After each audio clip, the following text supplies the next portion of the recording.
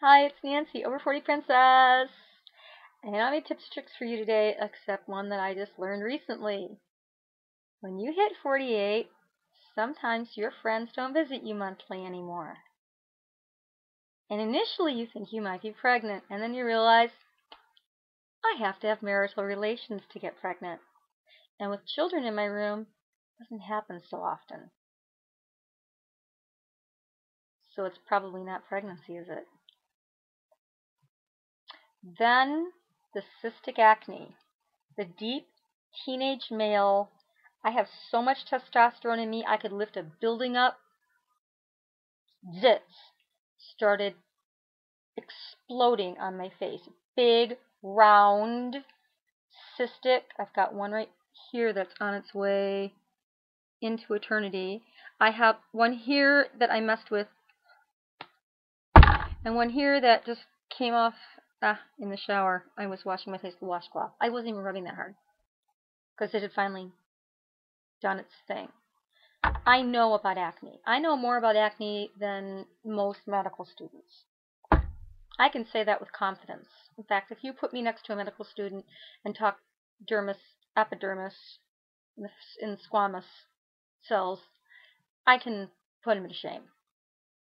Because they study medicine in a broad area, sort of generally for 4 years, and then they go into medical school, and then they start narrowing in on a little more about things wrong with the body, but they really don't get into the skin until they're doing the rotations. So they know a lot about it, but I know a little bit more because that's all I've done for 2.5 years is study the skin.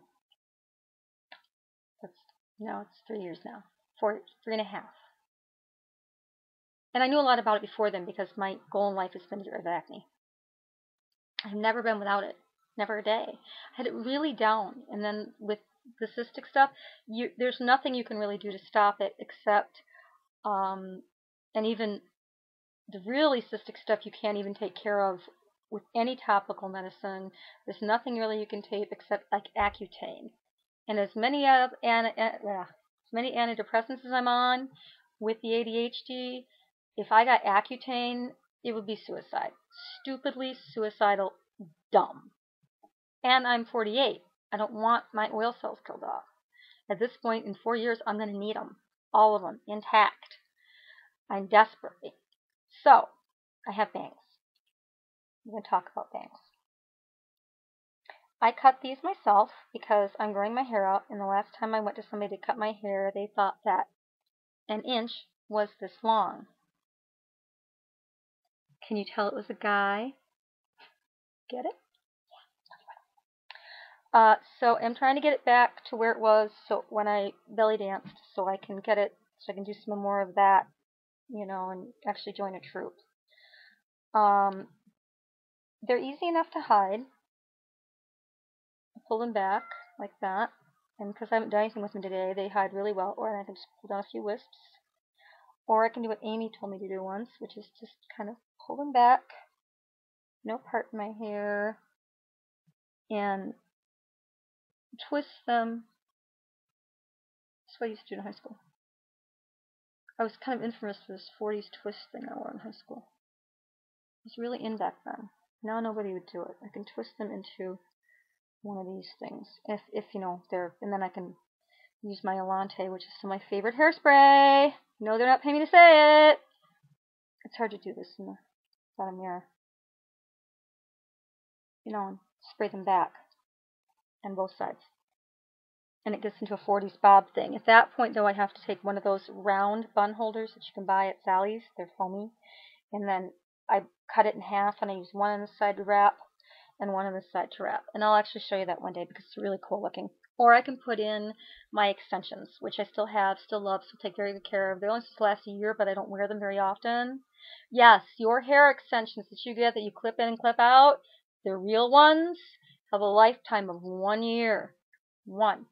If you're thinking about bangs, go buy a bang, a little $20 bang clip, and clip it in, and see what you think.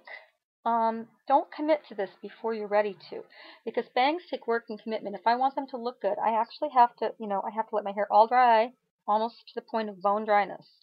And then at the last minute, I take a round brush and my hair dryer and I just brush them down. I don't even use the round part of the brush. I brush them down so they get this sort of lifted look without looking like overly curled things from 1976, which I also had. I also have to hide this hair after my surgery to never grew back. So I keep that pretty well hidden. So I had to cut the bangs in a way that would do that. And I just, took all my hair from here, pulled it forward with a comb, and cut very carefully in teensy amounts. That was where I was at. I mean, just really snip, snip, snip. That's probably the most important thing about them. And I like that my hair is growing in like this. It looked really bad when I cut it super short, so I'm not happy with that. So I like this. This works for me. I want it.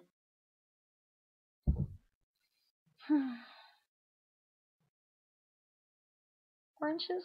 Yeah, 4 inches. This is pretty versatile, especially with the extensions. I do want a set of shorter extensions, but that's so far on the back burner.